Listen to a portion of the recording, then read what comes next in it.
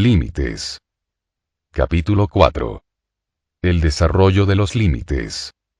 Jim no sabía decir que no a nadie, especialmente a sus supervisores en su trabajo.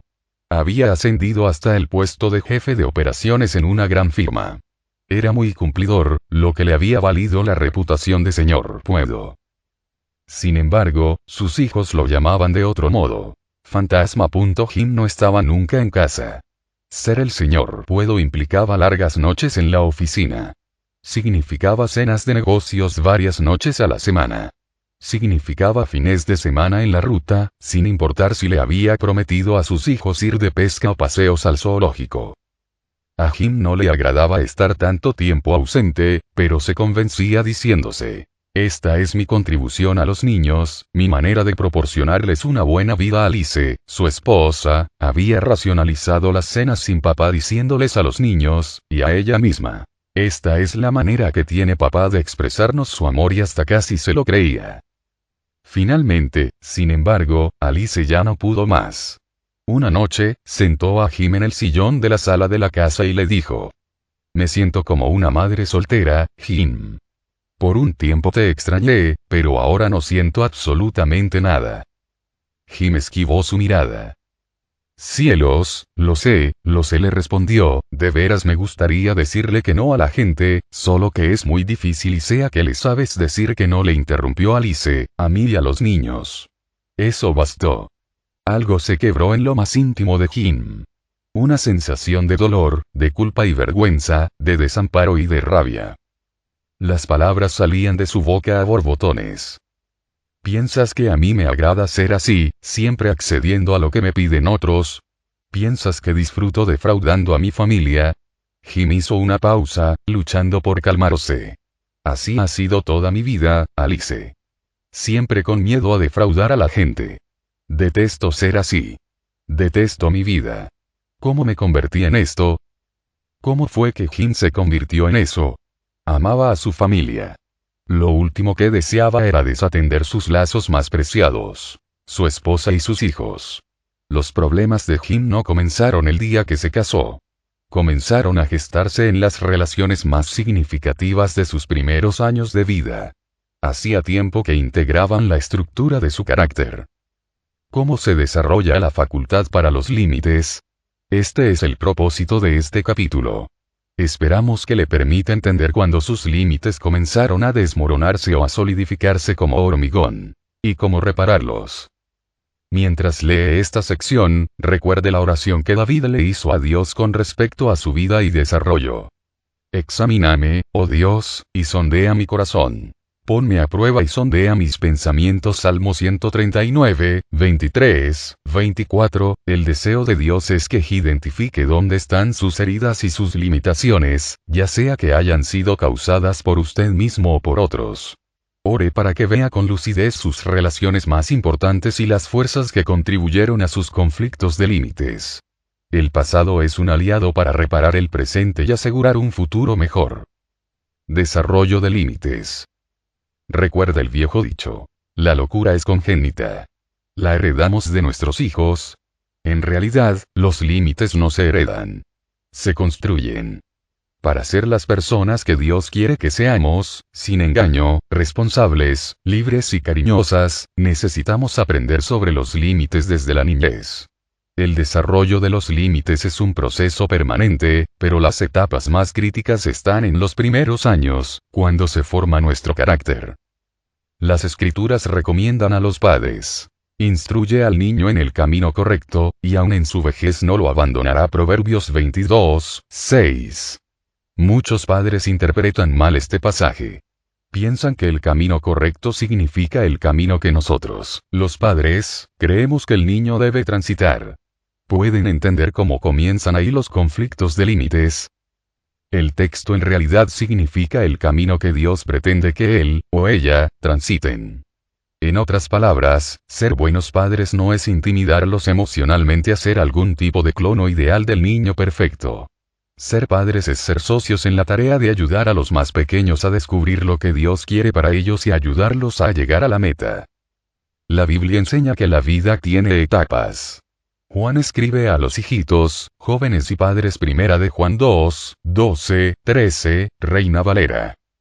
Los límites también se desarrollan en fases perceptiblemente específicas y diferentes. En realidad, la observación de las primeras interacciones de bebés y niños con los padres ha permitido a los profesionales del desarrollo infantil registrar las fases específicas del desarrollo de los límites. Apego. Fundamento para construir límites. Wendy no podía comprenderlo. Algo no cuajaba. Todos esos libros sobre la codependencia. Todas esas grabaciones sobre la asertividad. Todo ese decirse a sí misma que debía enfrentar las situaciones. Y, sin embargo, siempre que hablaba con su madre por teléfono, todos los consejos, todas las técnicas de autoayuda se desvanecían en difusos recuerdos. Una conversación típica sobre los hijos de Wendy siempre terminaba con el análisis de su madre del estilo imperfecto de crianza de Wendy. Yo he sido madre por más tiempo que tú, le decía su madre. Haz como te digo. Este consejo irritaba a Wendy. No se trataba de que se negara a recibir orientación, Dios sabe cuánta falta le hacía. Era simplemente que su madre pensaba que su manera era la única manera. Wendy deseaba una nueva manera de relacionarse con su madre. Deseaba ser franca con respecto al control ejercido por su madre, a sus amables críticas y a su inflexibilidad. Wendy deseaba mantener una amistad de adulto a adulto con su madre. Sin embargo, las palabras no salían de sus labios. Escribía cartas explicando sus sentimientos. Ensayaba antes de llamarla por teléfono. Pero, llegado el momento, entraba en pánico y permanecía callada. Sabía muy bien cómo ser complaciente, agradecida e infantil con su madre. Era solo después, cuando se enojaba, que se daba cuenta que nuevamente la habían reprendido. Ya casi había perdido toda esperanza de que esto cambiara algún día. El caso de Wendy ilustra una necesidad básica que todos tenemos cuando construimos límites.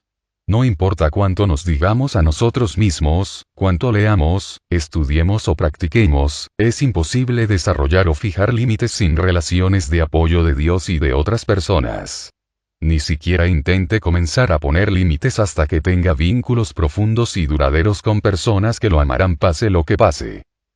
Nuestra necesidad más profunda es la necesidad de pertenecer, de ser parte de una relación, de tener un hogar espiritual y emocional. La naturaleza misma de Dios es estar en relación. Dios es amor, dice Primera de Juan 4, 16. Amor significa relación. Afecto, vínculos de compromiso entre dos individuos. Al igual que Dios, nuestra necesidad más trascendente es tener vínculos. Cuando Dios dijo que aún en su perfecto nuevo universo, no es bueno que el hombre esté solo, Génesis 2, 18, no hablaba sobre el matrimonio. Se refería a las relaciones. Otras personas con quienes establecer lazos, en quienes confiar y a quienes recurrir en busca de apoyo. Hemos sido creados para vivir en relación. El vínculo es el fundamento de la existencia del alma. Es imposible desarrollar límites cuando este fundamento está resquebrajado o es imperfecto. ¿Por qué? Porque si nos faltan estas relaciones, no hay a quien acudir en un conflicto. Cuando no tenemos la seguridad de ser amados, estamos obligados a optar entre dos malas opciones. 1. Fijar límites y arriesgarnos a perder una relación. Este era el temor de Wendy. Temía que su madre la rechazara, y ella se quedara aislada y sola. Todavía dependía del vínculo materno para sentirse segura. 2. No fijar límites y seguir cautivo de los deseos de otro. Al no fijar límites a su madre, Wendy era cautiva de los deseos de su madre. La primera tarea en el desarrollo de los bebés, por lo tanto, es apegarse con la mamá y el papá. Necesitan aprender que son bienvenidos y están seguros en este mundo. Este vínculo con el recién nacido se genera cuando la mamá y el papá le proporcionan al bebé un ambiente emocional coherente, cálido, cariñoso y predecible. Durante esta etapa, la tarea de la madre es estimular al niño para que se relacione con el mundo, a través del vínculo materno. La mayoría de las veces, esta es tarea de la madre, pero el padre o la persona a cargo también pueden realizarla. El apego tiene lugar cuando la madre reacciona a las necesidades del niño, la necesidad de contacto, de ser cargado en brazos, de alimento y ropa limpia. En la medida que el bebé experimenta estas necesidades y la reacción positiva de la madre la satisface, él o ella comienzan a asimilar el marco emocional de una madre cariñosa y estable. Los bebés, en esta etapa, no tienen sentido de que son distintos de su madre. Piensan: mamá y yo somos lo mismo. Esto se conoce a veces como simbiosis, una suerte de nadar junto a mamá. Esta unión simbiótica es la razón por la que los bebés entran en pánico cuando su madre no está. Solo su madre puede calmarlos. Los bebés desarrollan este marco emocional a partir de miles de experiencias en los primeros meses de vida. El objetivo primordial de la madre es estar ahí, cumplir la función de ser un objeto emocional estable. El objeto estable contribuye a desarrollar en el bebé un sentido interno de aceptación y seguridad, aun sin la presencia de su madre. Todas esas muestras de cariño constante traen como resultado el sentido interno de seguridad que el niño desarrolla y que pasa a integrar su ser. La Biblia se refiere a la constancia como arraigados y cimentados en amor, Efesios 3, 17, y arraigados y edificados en Cristo, Colosenses 2, 7. Ilustra el principio de que el propósito de Dios para nosotros es que seamos suficientemente amados por Él y por otros, para no sentirnos aislados, aun cuando estamos solos. El apego es el preludio. En la medida que los niños aprenden a sentirse seguros en su hogar con sus relaciones primarias, están levantando buenos fundamentos para soportar la separación y el conflicto aparejados por el desarrollo de los límites. Separación e individuación. La construcción del alma. Es como si se hubiera activado un interruptor, les contó Millie a las amigas del grupo de madres que se reunía en la iglesia. El grupo proporcionaba a las madres un lugar de reunión donde desarrollar actividades y conversar sobre sus bebés y niños. En su primer cumpleaños, exactamente el mismo día, Millie se convirtió en la criatura más difícil que haya conocido. Era la misma bebé que el día anterior se había devorado su espinaca como si fuera su última comida. Al otro día, en cambio, todo el plato terminó en el piso. La exasperación de Millie la recibieron con gestos de simpatía y sonrisas.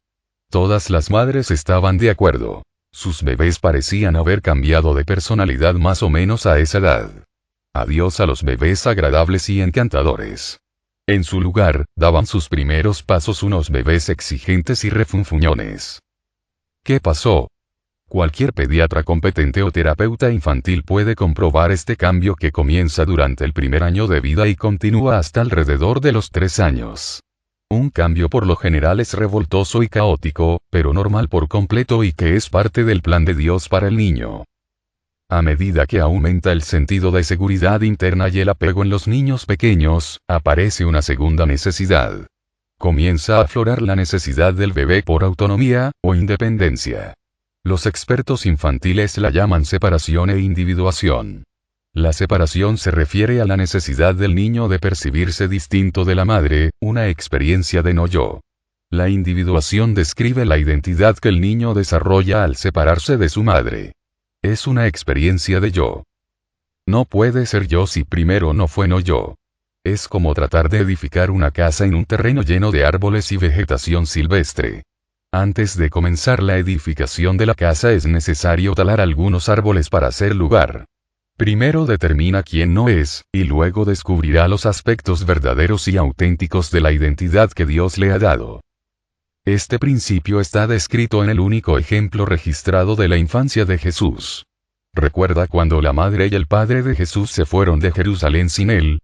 Cuando volvieron y lo encontraron enseñando en el templo, la madre lo reprendió.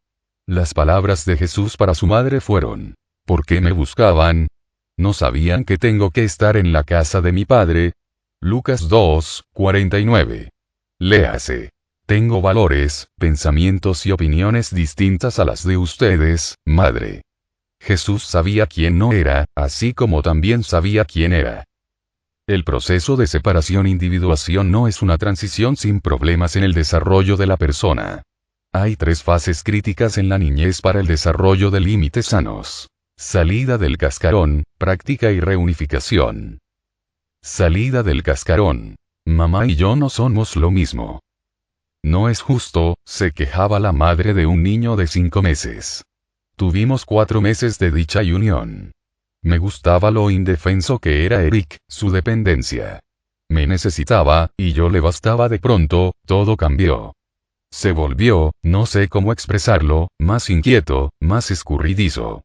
No siempre me dejaba tenerlo en brazos. Comenzó a interesarse en otras personas, y hasta en juguetes de colores vivos más que en mí. Estoy comenzando a entender lo que sucede, concluyó la mujer. Me necesitó por 4 meses. Ahora ser madre consiste en pasarme los siguientes 17 años y medio permitiéndole dejarme. Esta madre entendió lo que sucedía de varias maneras. Los primeros 5 a 10 meses de vida marcan un cambio muy importante en la infancia, de mamá y yo somos lo mismo a mamá y yo no somos lo mismo. Durante esta etapa, los bebés comienzan a desligarse de su unión pasiva con su madre y a interesarse activamente en el mundo que los rodea. Toman conciencia de que ahí afuera hay un mundo grande y emocionante y quieren ser parte de la acción. Los investigadores de la infancia llaman a esta etapa salida del cascarón o diferenciación. Es un periodo de exploración, de tocar, saborear y sentir nuevas cosas. Si bien los niños en esta etapa todavía dependen de sus madres, el contacto es menos estrecho. Los meses de amamantamiento ven su recompensa. El niño se siente lo suficientemente seguro para arriesgarse. Obsérvenlos andar a gatas a toda velocidad. No se quieren perder nada. Es un límite físico en movimiento, lejos de la madre. Observen la mirada de un bebé cuando sale del cascarón. Es posible ver los ojos de Adán, abiertos de par en par ante la maravilla de la flora, la fauna y la majestuosidad de la tierra que el Señor creó para él. Pueden ver el deseo por descubrir, la curiosidad que lo mueve a aprender, a la que alude Job 11:7. Puedes adentrarte en los misterios de Dios o alcanzar la perfección del Todopoderoso. No, no podemos. Pero fuimos creados para descubrir, para experimentar la creación y conocer al Creador. Es una etapa difícil para las madres primerizas. Como lo describió la madre al inicio de esta sección, puede ser un chasco. Es especialmente difícil para las mujeres que nunca realmente salieron del cascarón. Lo único que desean es el contacto, la necesidad y la dependencia de su bebé. Estas mujeres suelen tener muchos hijos, o se las ingenian para pasar mucho tiempo con niños pequeños. No disfrutan la parte de separación que implica la maternidad. No les gusta la distancia entre ellas y el bebé. Es un límite doloroso para la madre, pero indispensable para el niño. Práctica. Puedo hacer cualquier cosa. Pero, ¿qué tiene de malo querer divertirme? La vida no tiene por qué ser aburrida, protestaba Derek. Derek rondaba los 50 y se vestía como un estudiante universitario. Su tez bronceada y sin arrugas no parecía natural para un hombre de mediana edad. Había algo fuera de lugar. Derek le estaba diciendo a su pastor que quería cambiar del grupo de solteros de 30 y pico y pasar al grupo de los 20 y los 30 años. No tienen mi mismo ritmo. Me gustan las montañas rusas, salir tarde de noche, y cambiar de empleo. Así me mantengo joven, ¿sabe? El estilo de Derek describe a alguien que se quedó en la segunda etapa del proceso de separación-individuación. La práctica. Durante este periodo, que dura entre los 10 meses y los 18 meses, pero se repite más adelante, los bebés aprenden a caminar y hablar. La diferencia entre la salida del cascarón y la práctica es radical. Mientras que el bebé que acaba de salir del cascarón está asombrado por todo el mundo nuevo y todavía depende bastante de su madre, el bebé practicante trata de dejarla atrás. Descubrir su nueva habilidad para caminar le da una sensación de omnipotencia. Los primeros pasos lo hacen sentir rebosante de entusiasmo y energía. Quieren probarlo todo. Bajar por escaleras empinadas, pinchar enchufes con un tenedor, y tirarle de la cola al gato. Las personas como Derek, que se quedaron en esta etapa, pueden ser muy divertidas hasta que alguien rompe su burbuja acerca de su falsa grandiosidad y su irresponsabilidad. Uno se convierte en un aguafiestas. Hablar con una aguafiestas casada con un niño practicante resulta muy revelador. No hay tarea más agotadora. Proverbios 7:7 describe a un joven que se quedó en la etapa de práctica. Me puse a ver a los inexpertos, y entre los jóvenes observé a uno de ellos falto de juicio. Este joven tenía energía, pero no tenía control sobre sus impulsos, ni límites para sus pasiones. Se volvió sexualmente promiscuo, algo común a los adultos atrapados en esta etapa. Y, a la postre, terminó muerto. Hasta que una flecha le abre las entrañas. Como el ave que se lanza contra la red, sin saber que en ello le va la vida. Proverbios 7:23. Los practicantes creen que nunca los atraparán. Pero la vida sí los alcanza. Lo que los niños practicantes, aquellos para quienes la omnipotencia es correcta, más necesitan de los padres es que reaccionen a su dicha con dicha, a su entusiasmo con entusiasmo, y que les brinden algunos espacios seguros donde practicar. Los buenos padres disfrutan de sus niños pequeños cuando les saltan en la cama. Los padres malos ahogan el deseo de sus hijos y no permiten nada de saltos o, por el contrario, no ponen ningún límite y les permiten saltar por encima del jugo de naranja y el café de mamá y papá. Los padres de Derek fueron de este segundo tipo. En la etapa de práctica, los niños aprenden que el dinamismo y la iniciativa son buenos. Los padres que durante esta etapa, con firmeza y coherencia, ponen límites realistas a sus hijos sin arruinarles el entusiasmo, los ayudan en esta transición. ¿Han visto esos carteles que describen los primeros pasos del bebé? Algunos transmiten una noción errónea. Presentan al niño dando sus primeros pasos tambaleantes hacia una madre que los espera con los brazos abiertos. La realidad es diferente. La mayoría de las madres cuentan: yo observé cómo daba sus primeros pasos de espaldas a mí. El pequeño practicante se aleja de la seguridad y la calidez hacia la excitación y el descubrimiento. Los límites físicos y geográficos lo ayudan a aprender cómo ser activo sin peligro. La etapa de práctica proporciona al niño la energía y el empuje para dar el último paso y convertirse en un individuo, pero tanto entusiasmo enérgico no puede durar para siempre. Los automóviles no pueden circular siempre a máxima velocidad. Los velocistas no pueden mantener el mismo ritmo por millas. Y los pequeños practicantes pasan a la siguiente etapa, la reunificación. La reunificación. No puedo hacer todo.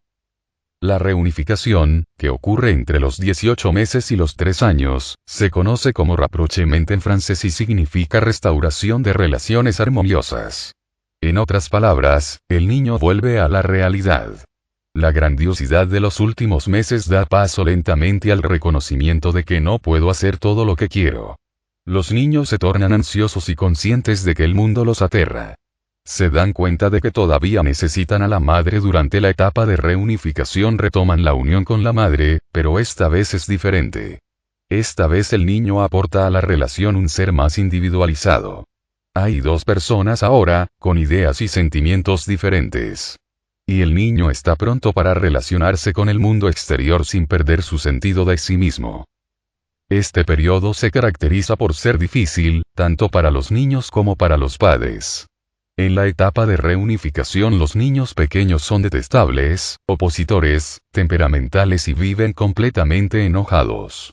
Les recuerdan a una persona con un dolor de muelas crónico. Veamos algunas de las herramientas que los pequeños utilizan en esta etapa para construir límites. Enojo. El enojo es un amigo. Fue creado por Dios con un propósito: para advertirnos de un problema que necesita solución. El enojo es la manera que los niños tienen para saber que su experiencia es distinta a la ajena. La capacidad de usar el enojo para diferenciarse de los demás es un límite. Los niños que saben expresar su enojo debidamente son niños que más adelante en la vida se darán cuenta cuando alguien está tratando de controlarlos o lastimarlos. Dominio. La reunificación a veces se confunde simplemente con una etapa egoísta. Se introducen palabras al vocabulario del pequeño, tales como mío, mía, mí. Susie no quiere que nadie sostenga su muñeca. Billy no quiere prestar sus camiones a otro pequeño de visita. Esta parte importante en la conformación del ser suele ser bastante difícil de comprender para los padres cristianos. En fin. Esa vieja naturaleza pecaminosa está dejándose ver en mi pequeña niña, comentarán los padres mientras sus amistades asienten comprensivos. Estamos enseñándole a prestar y amar a otros, pero se encuentra atrapada en ese egoísmo que todos tenemos. Esto no es ni cierto ni bíblico. El gusto recién descubierto que el niño tiene por lo mío sin duda tiene raíces en nuestro egocentrismo innato. Parte de nuestra naturaleza pecaminosa y depravada quiere, como lo quiso Satanás, ser semejante al Altísimo. Isaías 14:14. Sin embargo, esta manera tan simplista de entender nuestro carácter no toma en consideración todo el espectro de lo que verdaderamente es ser a imagen de Dios. Haber sido creados a imagen de Dios significa que tenemos dominio, o mayordomía. Del mismo modo que se les dio a Adán y Eva el dominio sobre la tierra para someterla y gobernarla, a nosotros se nos ha dado la mayordomía sobre nuestro tiempo, energía, talentos, valores, sentimientos, conducta, dinero y todas las demás cosas mencionadas en el capítulo 2. Sin un mío no tenemos sentido de responsabilidad para desarrollar, nutrir, y proteger estos recursos. Sin un mío no tenemos un ser para servir a Dios y a su reino. Los niños necesitan desesperadamente aprender que mío, mí, y mí, no son malas palabras. Con una crianza correcta basada en la Biblia, aprenderán a hacer sacrificios y a desarrollar un corazón bondadoso y cariñoso, pero no antes de que tengan una personalidad que ha sido amada lo suficiente para poder dar amor. Nosotros amamos a Dios porque Él nos amó primero. Primera de Juan 4:19. No. El límite de una sola palabra. Los pequeños en la etapa de reunificación usan con frecuencia una de las palabras más importantes del lenguaje humano. La palabra no. Si bien puede aparecer durante la salida del cascarón, no se perfecciona durante la reunificación. Es el primer límite verbal que aprenden los niños. La palabra no ayuda a los niños a alejarse de lo que no les gusta. Les da el poder de elegir. Los protege. Aprender cómo tratar el no del niño es crucial para su desarrollo. Una pareja que no contempló el rechazo de su hija a determinadas comidas, luego comprobó que era alérgica a una de ellas. Muchas veces, los niños de esta edad se convierten en adictos al no. No solo se negarán a comer la verdura y a dormir la siesta, hasta rechazarán los helados y sus juguetes preferidos. Vale la pena para ellos el no. Esto les impide sentirse completamente indefensos y sin poder. Los padres tienen dos tareas asociadas con el no. Primero, necesitan ayudar a sus hijos a sentirse suficientemente seguros para decir no, de esta manera los estimulan a poner sus propios límites. Aunque es innegable que no siempre pueden hacer todas las elecciones que les gustarían, deberíamos darles a los pequeños la oportunidad de decir un no que sea escuchado. Los padres informados no se sentirán insultados ni enfadados por la resistencia de su hijo. Le ayudarán a sentir que su no es tan apreciado como su sí. No se distanciarán emocionalmente del niño que dice no, seguirán conectados. Uno de los padres muchas veces deberá apoyar al otro que se está cansando con el no del bebé. Este proceso requiere trabajo. Una pareja tuvo que enfrentarse con una tía cuyos sentimientos estaban heridos porque su hija se negaba a saludarla con un beso y un abrazo cada vez que los visitaba. A veces, la niña quería estar cerca. Otras, prefería observar de lejos. La pareja refutó la queja de la tía diciéndole: no queremos que Karen sienta que le debe afecto a las personas. Queremos que se encargue de su vida. Estos padres querían que el sí de su hija fuera sí, y que su no fuera no. Mateo 5:37. Querían que aprendiera a decir que no, para que en el futuro fuera capaz de decir que no a la maldad. La segunda tarea de los padres de niños en la etapa de reunificación es ayudar al niño a respetar los límites ajenos. Los niños necesitan ser capaces no solo de decir que no, sino también de aceptar un no. Los padres deben poner límites apropiados a cada edad. Esto significa mantenerse firmes cuando el niño tiene una pataleta en la juguetería, si bien sería mucho menos humillante tranquilizarlo si le compráramos la mitad de la tienda. Significa ponerlo en penitencia, enfrentamientos debidos y palmadas, cuando sea necesario. Corrige a tu hijo mientras aún hay esperanza. No te hagas cómplice de su muerte. Proverbios 19:18. En otras palabras, ayuda a tu hijo a aceptar los límites antes de que sea demasiado tarde. La construcción de límites es más evidente durante los 3 años. A esa edad ya deben dominar las siguientes tareas. Un ser capaces de vincularse emocionalmente con los demás, sin dejar de ser ellos mismos y perder su libertad de mantenerse apartados. 2. Ser capaces de decir que no sin temor a perder el amor. 3. Ser capaces de aceptar el no ajeno sin retraerse emocionalmente. Un amigo dijo medio en broma al fijarse en estas tareas: ¿necesitan saber esto a los 3 años? ¿Y a los 43? Sí, es mucho pedir. Pero el desarrollo de los límites es esencial en los primeros años de vida. Hay otros 2 periodos en la vida centrados en los límites. El primero de ellos es la adolescencia. Los años de adolescencia son una revalidación de los primeros años de vida. Implican temas más maduros: la sexualidad, la identidad sexual, la competencia y la identidad adulta. Pero la misma cuestión de saber a quién y cuándo decir que sí y decir que no, son centrales durante esta etapa tan desconcertante. El segundo periodo es al comienzo de la edad adulta, cuando los hijos dejan su hogar o sus estudios y comienzan una carrera o se casan. Los adultos jóvenes sufren una pérdida de estructura durante este periodo. No hay timbres que anuncien el fin de la clase ni horarios impuestos por otros, pero hay mucha libertad y responsabilidad atemorizantes, así como requerimientos de intimidad y compromiso. Puede convertirse en un tiempo intenso de aprender más sobre establecer buenos límites. Mientras más temprano el niño aprenda buenos límites, menos confusión experimentará más tarde en su vida. Tener éxito en los primeros 3 años de vida significará una adolescencia más tranquila, pero no sin problemas. Y una mejor transición a la edad adulta. Una niñez problemática puede compensarse con mucho trabajo en la familia durante la adolescencia. Pero los problemas serios de límites en ambos periodos pueden tener efectos devastadores en la edad adulta. Sirve saber cómo deberían haber sido las cosas en mi caso, dijo una mujer que vino a una charla sobre desarrollo infantil. Pero lo que realmente me ayudaría es saber qué anduvo mal en mi caso. Veamos a continuación dónde puede fallar el desarrollo de los límites. Límites lesionados que anda mal. Los problemas de límites se originan en miles de encuentros con los demás, así como también en nuestra propia naturaleza y personalidad. Los conflictos de límites más graves, sin embargo, ocurren en los primeros años críticos de vida. Pueden acontecer en cualquiera de las fases de la separación-individuación, la diferenciación, la práctica o la reunificación. Generalmente, cuanto más grave y temprano fue el daño, mayor será el problema de límites. Retraimiento de los límites. No sé por qué sucede, pero sucede, reflexionaba Ingrid mientras tomaba un café con su amiga Alice. Siempre que no estoy de acuerdo con mi madre, aunque sea en lo mínimo, siento esta terrible sensación de que ya no está ahí. Es como si estuviera muy dolida y se retrae, y no puedo hacerla volver. Realmente es un sentimiento espantoso pensar que uno ha perdido a alguien muy querido, seamos sinceros. A nadie le gusta que le digan que no. Es difícil aceptar que un amigo nos niegue su apoyo, su compañía o su perdón.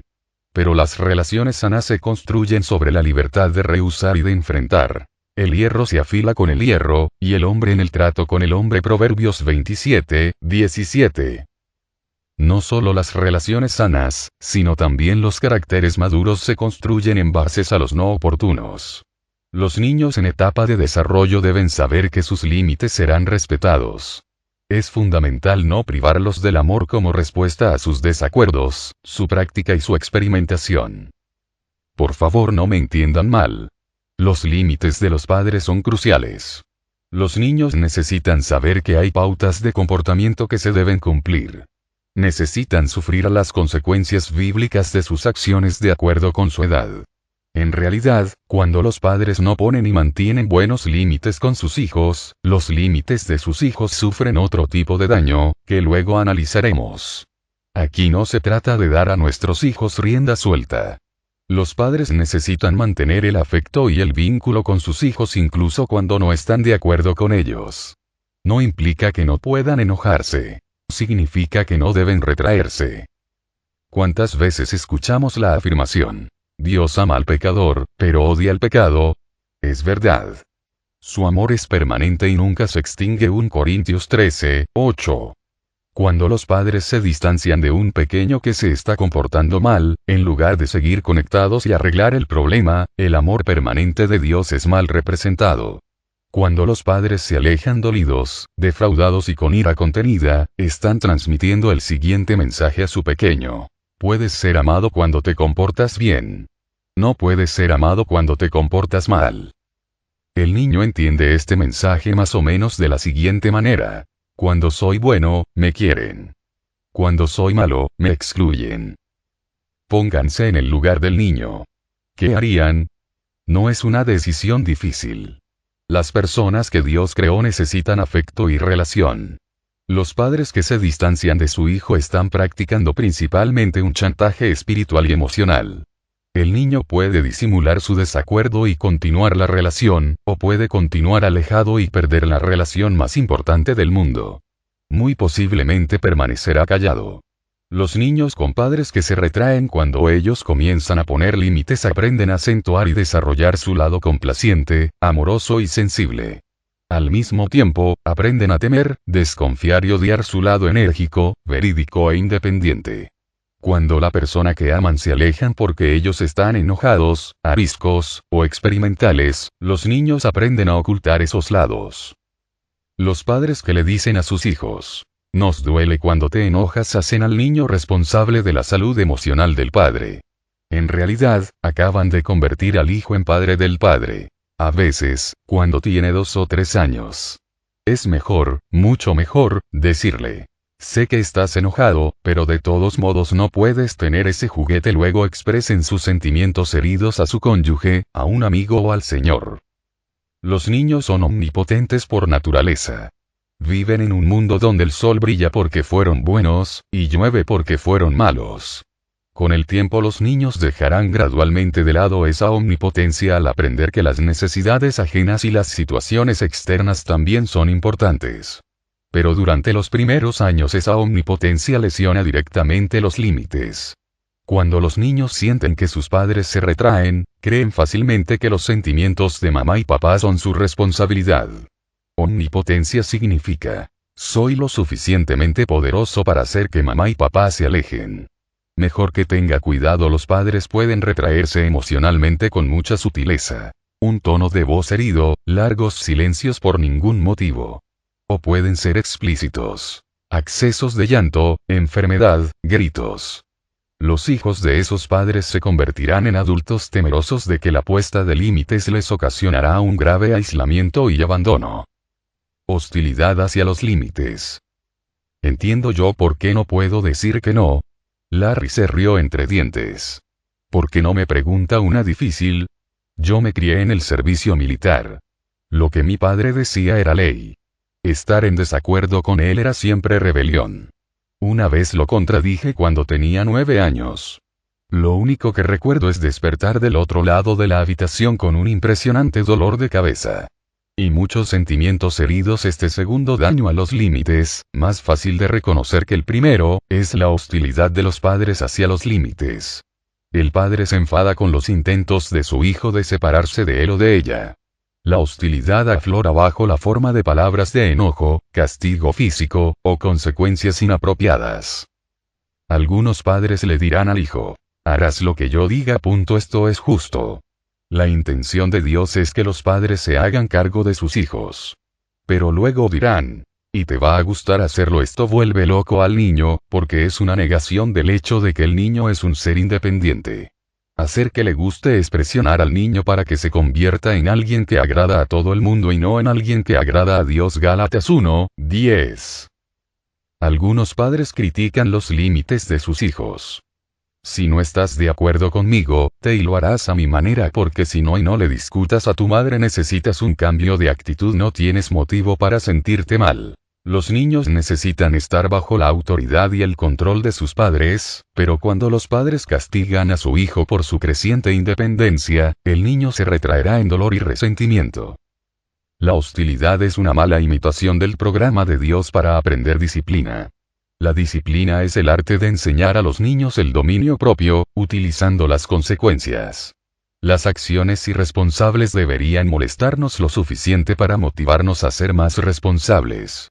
El enfoque a mi manera, porque si no y enseña a los niños a aparentar obediencia, al menos mientras los padres están a la vista. Tienes una opción: enseña a los niños a aceptar la responsabilidad de sus propias acciones. En lugar de decir, harás tu cama o no podrás salir por un mes, el padre dice, tiende tu cama, y te dejaré jugar al Nintendo. No tiendas tu cama y perderás el derecho al Nintendo por el resto del día. El niño decide cuánto dolor está dispuesto a soportar por ser desobediente. La disciplina de Dios enseña, no castiga. En efecto, nuestros padres nos disciplinaban por un breve tiempo, como mejor les parecía. Pero Dios lo hace para nuestro bien, a fin de que participemos de su santidad. Ciertamente, ninguna disciplina, en el momento de recibirla, parece agradable, sino más bien penosa. Sin embargo, después produce una cosecha de justicia y paz para quienes han sido entrenados por ella. Hebreos 12, 10, 11. Los niños pierden el beneficio de ser entrenados cuando los padres reciben con hostilidad el desacuerdo de los hijos, la desobediencia o la práctica. No aprenden que demorar la gratificación y aceptar responsabilidades es beneficioso. Solo aprenden a evitar la ira ajena. ¿Alguna vez se preguntaron por qué algunos cristianos temen tanto la ira de Dios, a pesar de todo lo que leen sobre su amor? Los resultados de esta hostilidad son difíciles de apreciar porque estos niños aprenden rápidamente a recluirse detrás de una sonrisa complaciente. Cuando sean adultos, sufrirán depresión, ansiedad, conflictos relacionales, y problemas de abuso de sustancias. Por primera vez en la vida, muchas personas con los límites dañados toman conciencia de que tienen un problema. La hostilidad puede crear problemas tanto para decir que no como para escuchar un no. Algunos niños se amoldan a otros. Pero otros reaccionan externamente y se convierten en personas controladoras. Como un padre hostil. La Biblia menciona dos reacciones distintas a la hostilidad de los padres. A los padres se les dice que no exasperen a sus hijos, no sea que se desanimen. Colosenses 3, 21. Algunos niños reaccionan a la dureza con complacencia y depresión. Al mismo tiempo, se les dice a los padres que no hagan enojar a sus hijos, sino críenlos según la disciplina e instrucción del Señor. Efesios 6, 4. Otros niños reaccionan a la hostilidad con ira. Muchos se convierten en réplicas de los padres hostiles que los lastimaron. Control excesivo. El control excesivo se da cuando los padres cariñosos tratan de proteger a sus hijos de cometer errores por medio de normas y límites demasiado estrictos. Por ejemplo, no dejan que sus hijos jueguen con otros niños para que no se lastimen o aprendan malas costumbres. Pueden estar tan preocupados por evitar que sus hijos se resfríen que los hacen usar botas impermeables en los días nublados. El control excesivo tiene un problema. Si bien los padres tienen una gran responsabilidad de controlar y proteger a sus hijos, también deben permitir que sus hijos cometan errores. Recuerden que la madurez se aprende por los que han ejercitado su facultad de percepción espiritual. Hebreos 5, 14. Los niños excesivamente controlados serán susceptibles de dependencia, conflictos de arraigo, y dificultad para poner y mantener límites sólidos. También tendrán problemas para arriesgarse y ser creativos. Carencia de límites. Eileen suspiró. Su esposo, Bruce, estaba pasando por uno de sus modos bisemanales de enfurecerse cada vez que a ella se le olvidaba algo. Esta vez estaba gritando porque habría que fijar una nueva fecha para ir a cenar con los Billings. Hasta las 4 de esa tarde Eileen no se había acordado de llamar a alguien para que cuidara a los niños. No podía entender por qué Bruce se exasperaba por tan poca cosa. Quizá él solo necesitaba algún tiempo para libre. Eso era. Eileen se entusiasmó. Necesitamos tomarnos unas vacaciones. Se olvidó que se habían tomado unas vacaciones el mes anterior. Los padres de Eileen habían sido muy cariñosos, pero muy indulgentes. Nunca se ponían firmes para obligarla a hacer algo, para disciplinarla con penitencias, consecuencias o palmadas. Creían que mucho amor y mucho perdón la convertirían en la persona adulta que debía ser. Cuando Eileen no pagaba sus cuentas, su madre le cubría los gastos. Cuando chocó el automóvil de la familia por tercera vez, su padre le compró un auto para ella. Y cuando sobregiró su cuenta corriente, sus padres sin chistar le depositaron más dinero. Después de cuentas, el amor es paciente, ¿no? Se decían. El hecho de que los padres de Eileen no le hubiesen puesto límites fue perjudicial para el desarrollo de su carácter. Aunque era una esposa, una madre y una trabajadora cariñosa, los demás se sentían permanentemente frustrados por su manera de vivir indisciplinada y despreocupada. A los demás les costaba mucho mantener una relación con ella. Pero como era tan agradable, la mayoría de sus amigos no le decían nada porque no querían herir sus sentimientos. Por lo tanto, el problema seguía sin solucionarse. La falta de límites por parte de los padres es lo contrario a la hostilidad. Nuevamente, la disciplina bíblica hubiera proporcionado la estructura necesaria para ayudar a Eileen a desarrollar su carácter. En ocasiones, la falta de límites por parte de los padres, acompañada de falta de conexión, puede producir una persona agresivamente controladora. Todos hemos pasado por la experiencia de ir a un supermercado y ver a un niño de 4 años que controla completamente a su madre. La madre le ruega, le implora y lo amenaza que deje de tener una pataleta. Por último, cuando ya no puede más, le da el caramelo que estaba pidiendo a gritos. Pero ni uno más, le dice, esforzándose por recuperar algo de control. Pero, a esas alturas, el control es una ilusión. Imagínense a ese niño de 4 años cuando sea un adulto de 40. La escena es distinta, pero el guión es el mismo. Cuando alguien lo contraría, o cuando alguien le pone un límite, le da la misma pataleta.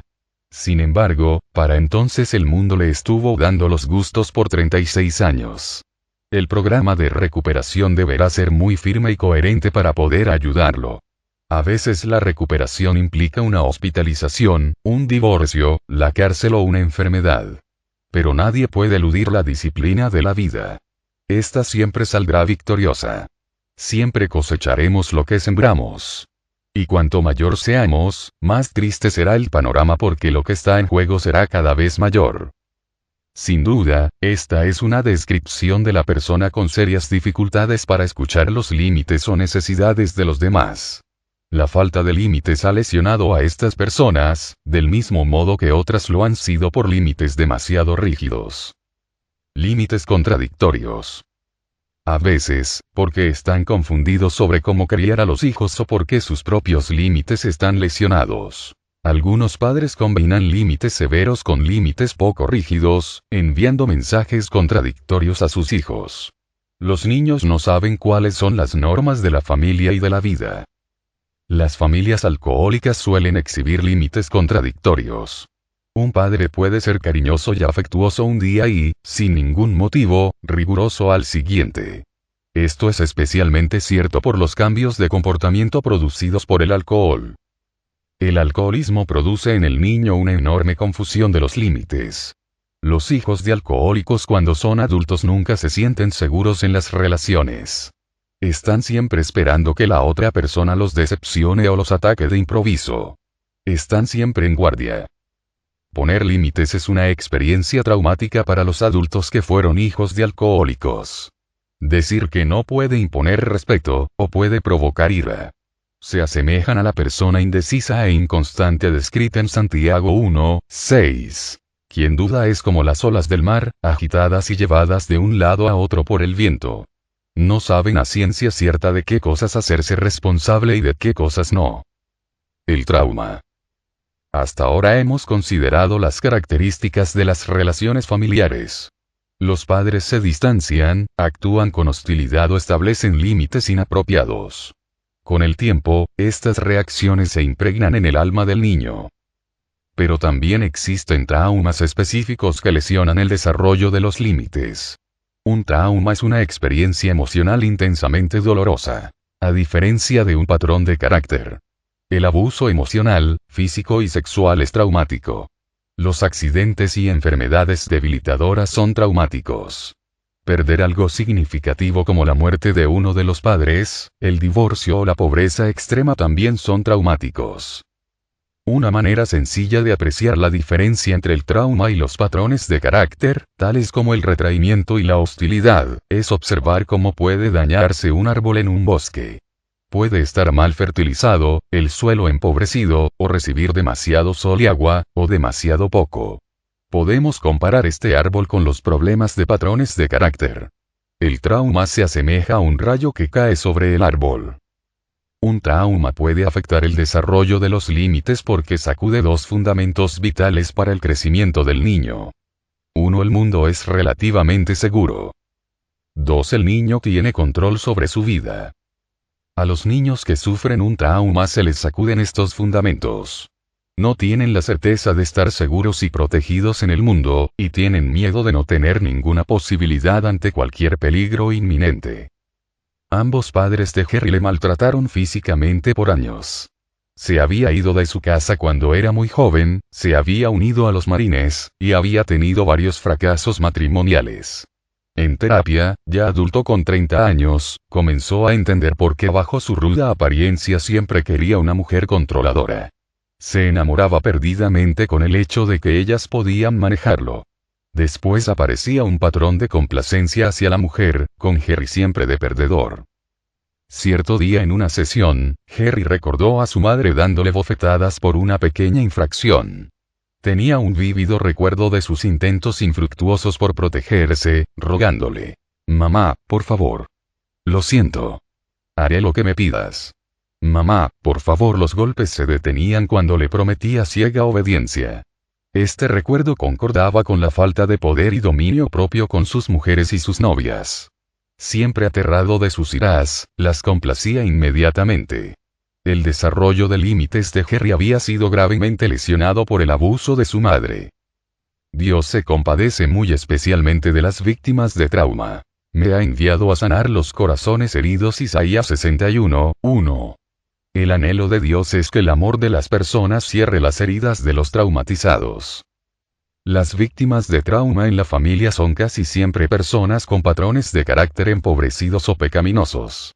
Retraernos de nuestros límites u hostilidad hacia nuestros límites son suelo fértil para el trauma. Nuestros propios rasgos de carácter. ¿Alguna vez ha escuchado describir a alguien como es así desde antes de nacer? Quizá usted siempre fue activo o emprendedor, siempre en busca de nuevos horizontes. Quizá a usted siempre le gustó ser tranquilo y reflexivo desde siempre. Nuestros propios estilos personales de carácter son otro factor que contribuye a los límites. Por ejemplo, algunas personas con un componente constitucional más ejecutivo encaran los problemas de límites más de frente. Y otras, menos ejecutivas, se inhiben más con los límites. Nuestra pecaminosidad. Nuestra naturaleza depravada también causa problemas en el desarrollo de los límites. Heredamos nuestra naturaleza depravada de Adán y Eva. Es nuestra resistencia a ser criaturas de Dios, nuestra resistencia a la humildad. Rechazamos nuestra posición, nuestra pasión es ser omnipotentes y estar a cargo, sin necesitar de nadie ni tener que rendir cuentas a nadie. Nuestra naturaleza depravada nos esclaviza a la ley del pecado y la muerte, de la que solo Cristo puede salvarnos, Romanos 8:2. Ya debe haber captado un panorama más claro de los factores involucrados en los problemas de límites y el desarrollo de límites. Es hora de estudiar lo que la Biblia dice acerca de cómo deberían operar los límites en nuestra vida y cómo desarrollarlos y durante toda la vida. Si desea escuchar el libro completo en lista de reproducción del canal encontrará todos los capítulos del libro. Si desea descargar el libro en formato PDF en la descripción encontrará un link para descargarlo. Si te gustó este libro suscríbete al canal y recibe noticias de los libros que subimos. Dale me gusta, ayuda muchísimo y no cuesta nada.